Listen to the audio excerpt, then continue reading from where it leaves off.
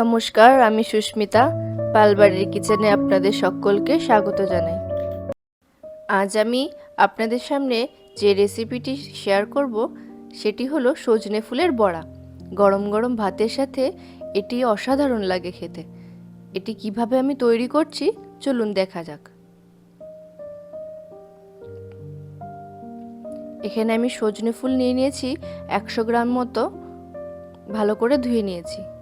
আর নিয়েছি চালের গুঁড়ো, নিয়েছি বেসন, কাঁচা লঙ্কা কুচি, পোস্ত, কালো জিরে, লঙ্কার গুঁড়ো, লবণ, হলুদ। এবার একটা পাত্রে আমি সজনে ফুলগুলো নিয়ে নিয়েছি, তার মধ্যে দিয়ে দিলাম 2 চামচ বেসন আর দিয়ে দিচ্ছি 3 চামচ মতন চালের গুঁড়ো।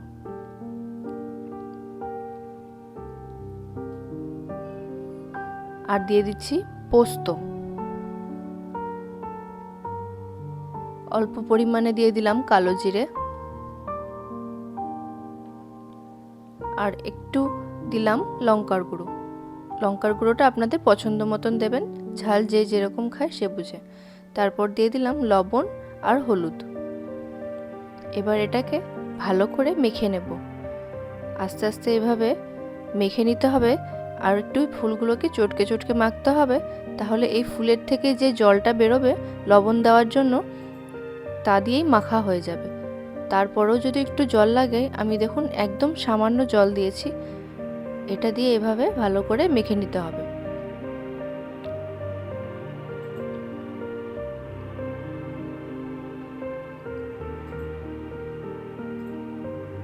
আমি লঙ্কা কুচিটা আগে দিতে ভুলে গেছিলাম, এই সময় অ্যাড করে দিলাম। লঙ্কা কুচিটা দিয়ে আবারও ভালো করে মেখে নেব। সজনে ফুলটা মাখা হয়ে গেছে। এরপর আমি এটাকে নিয়ে হাতের মধ্যে এরকম গোল করে একটা চ্যাপ্টা চ্যাপ্টা করে গোল করে একটা শেপ দিয়ে নিয়েছি। এরকমভাবে সবকটা আমি গোল করে শেপ দিয়ে নেব।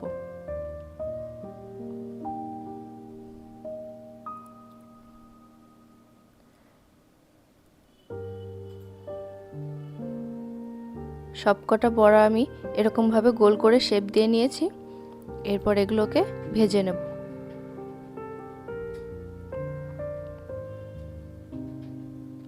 কড়াই বসিয়ে দিয়েছি, কড়াইতে দিয়ে দিচ্ছি রিফাইন্ড অয়েল।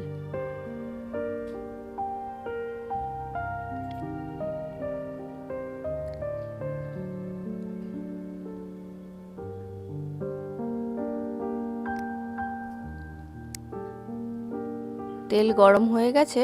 এবার একটা একটা বড়া আমি এভাবে তেলের মধ্যে ছেড়ে দেব।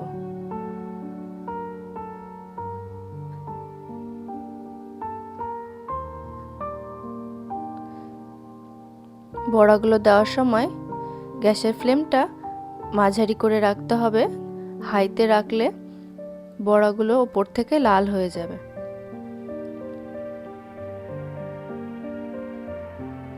লো টু মিডিয়াম ফ্লেমে বড়াগুলোকে আমি ভেজে নেব। এক পাশ ভাজা হয়ে গেছে, উল্টে দিচ্ছি।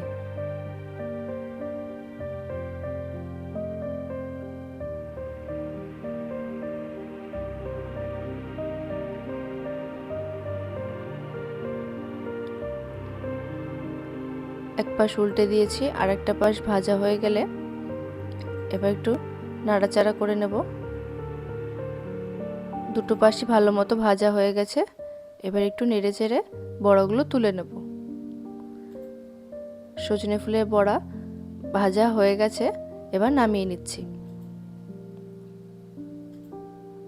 খুবই সহজ একটি রেসিপি, বাড়িতে একবার অবশ্যই বানিয়ে খেয়ে দেখবেন। গরম ভাতের সাথে খুবই সুন্দর লাগে খেতে।